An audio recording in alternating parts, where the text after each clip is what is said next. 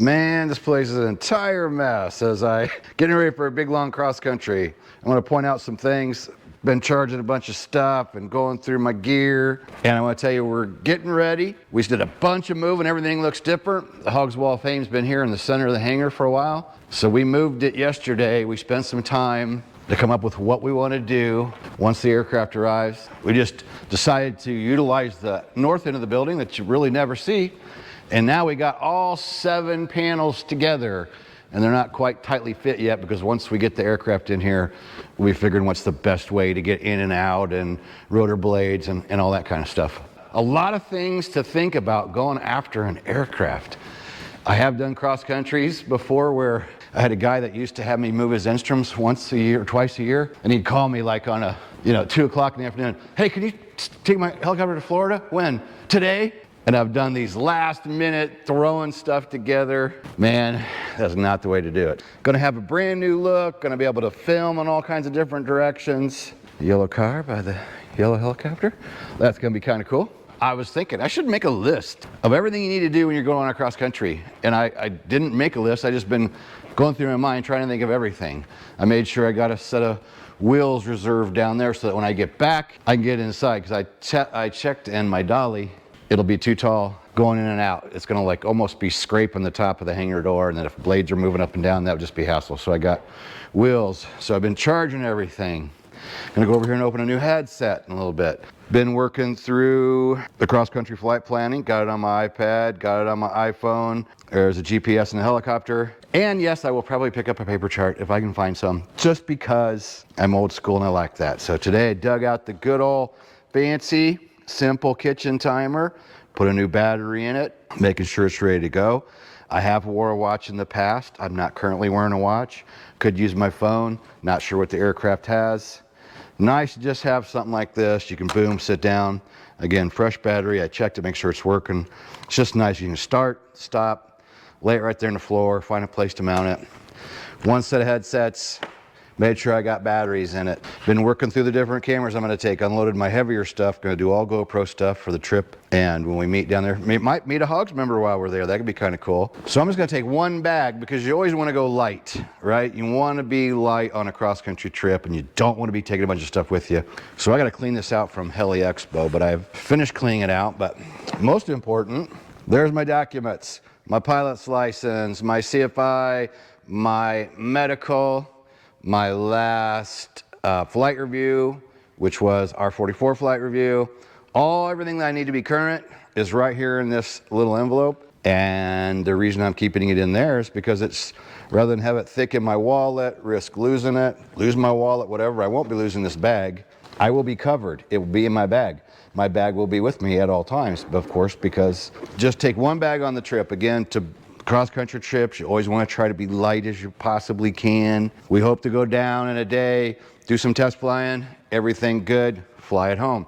However, we'll take some backup stuff in case we got to be in the hotel, the bare necessities, so you can take a shower and brush your teeth and have some deodorant and a couple of fresh t-shirts maybe, but I'm going to travel real light, one bag. So I have my bows. I got to make sure I have, before I go, this is airplane, so I do have the adapter. So that's one thing I'll do is make sure I have my adapter to go to the single plug headset.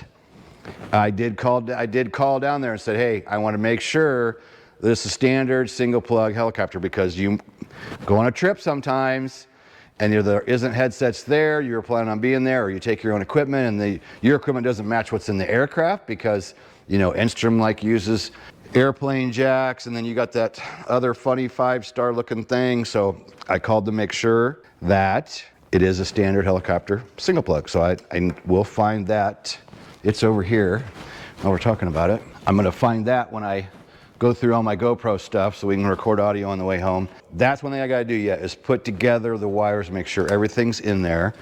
But I wanted to show you this real quick. I've only bought one set of headsets in my life. The Bose I had was given to me. I've actually had 2 Bose given to me over the years, and the first one got away with a student who never brought it back because he was my buddy, and I'm just going to borrow it for a little bit. 10 years later, 11, 12 years later, I never got it back. So anyway, I have one headset I know it's going to work. I need another headset, so I ordered one. So this is new for me. The only time I ever bought one for myself, I bought an El Cheapo. It was 20 years ago. And I just bought something that was like $100. And I was proud of it. It worked good and it was comfortable. But guess what? It didn't last long. I wanted one quick. I wanted to get it here before the weekend so I could check it and make sure. So, yep, I went for the standard old David Clark. I'm not super picky. I want something that works. Biggest thing is I want to make sure that it is the standard helicopter plug. Yes. Okay.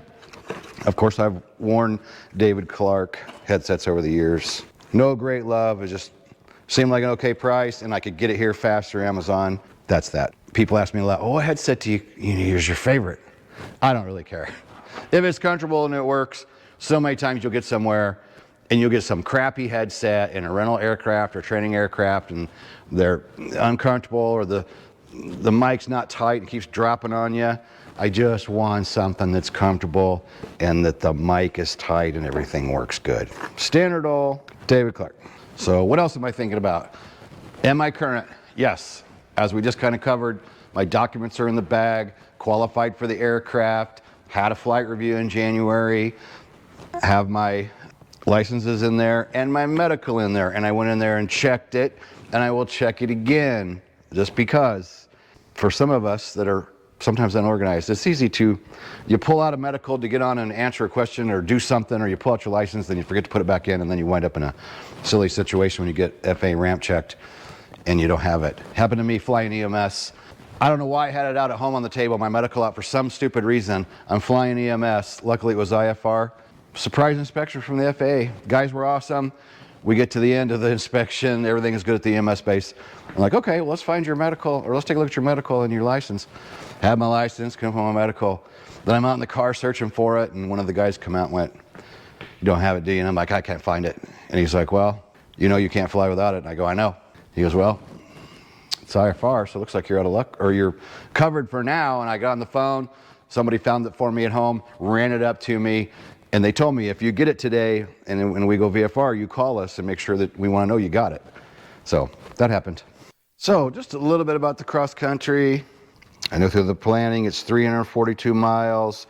Been taking a look at that. I have my takeoff destination and my home destination. I've been doing the math on the fuel.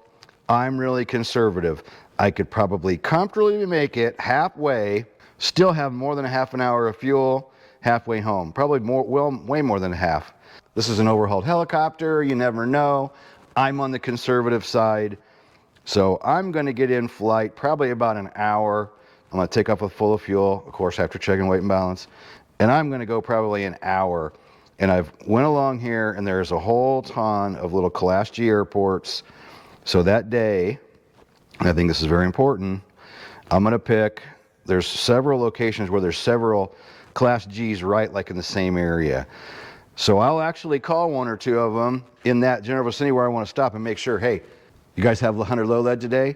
Because here's the kicker. It might say they have 100 low lead, but I have landed somewhere and they were closed unexpectedly, or the pump didn't work, the credit card machine didn't work, and I have had to leave one location to go to another one, and then you end up skimping on fuel to try to get to another location to get to another airport, and that sucks. So what I do, I'm super conservative. Yeah, let's say we fly home at 100 knots. I know I can do it in about 3 hours and 40 minutes or so, three and a half hours.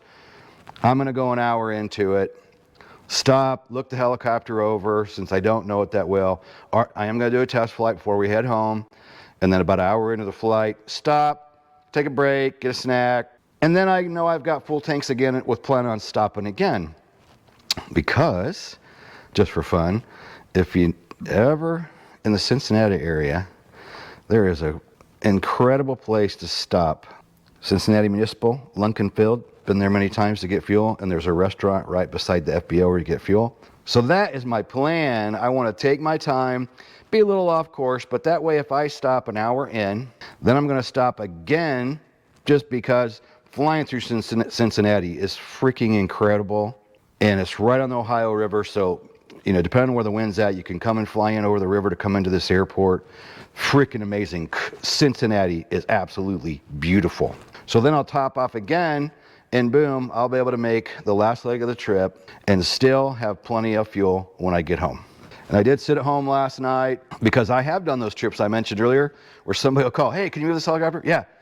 And that's so stressful when you're doing it and you haven't taken a lot of time, or maybe you're rushed, you know, right? Because somebody wants you to go and can you go today?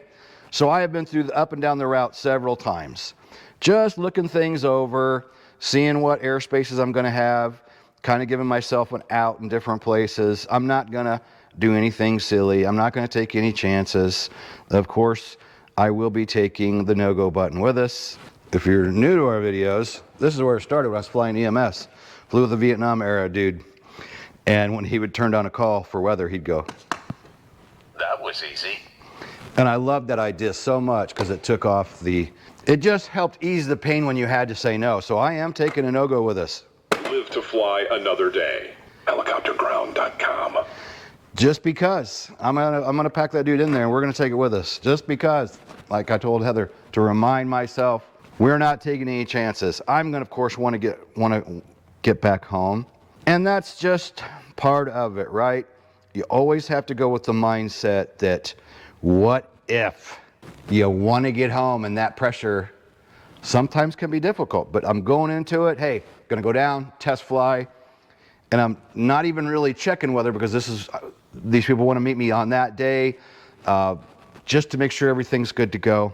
So I'm gonna be there, do the flight test. And then if I have to sit for a couple days because the weather's crappy, then I sit and mess around for a couple days. That's the way it is. So what else am I not thinking of yet? My documents are good. I checked to make sure my numbers were right on the math, on the fuel burn, how many hours I could go, how many miles I got to go. I just really spent some time with that because I don't want to stress. And I've done enough of stupid stuff, and running low on fuel and trying to find a place totally sucks. And it can happen to you.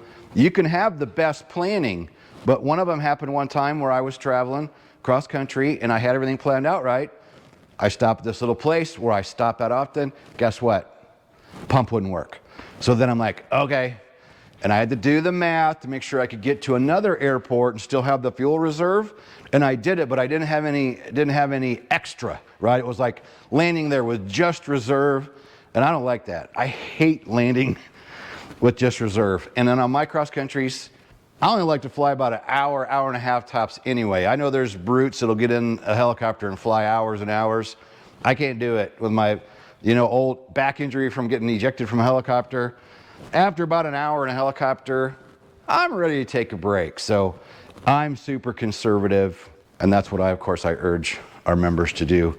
We did have a member recently, I was really proud of him. He sent a picture or a little bit of a video. He posted it on Facebook, and he's like, you see the video where he's flying, you see some low clouds, and he said, I made the no-go decision to not continue on, and I went back home because my online instructor says, live to fly another day. And I was like, awesome. So somebody's actually out there listening, that's cool, took my advice, posted it on social media that he was on a solo cross country, saw some low land weather, and he went, you know what? No, negative. And he turned around and went back. So good for him. So there's just a lot to think about, Make sure all my stuff is charged. Back in the old days, we make sure you had spare change because you had to use a phone somewhere. But, payphones are a thing of the past. Clothing. There's a lot of places in the U.S. even that are very remote. And if you would have to stop, let's not say you even crashed. Let's just say you had some kind of a warning light or caution light where you had to land out in the middle of nowhere. You couldn't make it to the next airport and you landed, and you were legitimately in the middle of nowhere. And what if it's late in the day and it's going to get cold that night? I've seen so many people take off on cross countries without coats. Well, it's beautiful out today. It's like 70. And I was like, yeah, but we're going on a cross country and it's going to be like 35 degrees tonight. And they're like, no, take a freaking coat. Take a hat, take a pair of gloves. Having those few things with you just in case. Because like I said, I know I've been over some areas in the U.S. where you go, holy cow, there is absolutely nothing out here. And if I get stranded, what am I going to do? So at least if you can make it overnight and have something to try to keep warm, again, your battery could go dead. You could land somewhere where there's no cell service. That could happen. Have some kind of a plan on what you're going to do. I'm glad summer's coming, but flies. What else? Oh, flashlight. Final approach customer. Kyle Nace came last summer to do a final approach course and he gave me a cool little flashlight.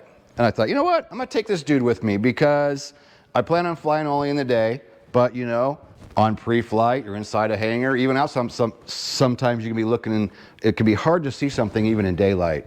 So I thought, you know what? Rather than a bulky flashlight, I'm taking this little dude. He gave this to me. So it's not only got a flashlight on, but it's got a little red flashing light on it too. So I could be using that to signal somebody if I was out in the middle of nowhere and waiting for help. But I thought, I'm just gonna wear that dude, have it right over me. I don't know what else to think about or talk about other than that. That's all the main stuff. If you're thinking of something I hadn't thought of yet, put it down below, because I'm not done. I'm gonna keep plugging away, keep packing, thinking, charging, making sure I have every little thing that I need. And I still have a day or so. So I'm getting ready early. Unlike a lot of things I've done in my lifetime where I waited till the last damn minute, because that's the kind of person I am. I've changed as I've gotten older. And I'll tell you what, taking the time on a cross-country trip to really just look over everything is so important, because this way I can leave with confidence. And if I get down there and I forgot something, I don't think I am. I think I got everything. But taking your time, investigating where you're going to go, where you're going to stop on the way. And again, I recommend calling places, you know, ahead of time to see about, make sure that they're going to be there and their fuel pumps are up and running. Let me know what you think down below. Look forward to the next video, because there's going to be lots of cool stuff. We're going to be announcing flight training packages coming up, time building, FAC, among others. Stay tuned. We'll see you next video. Peace out.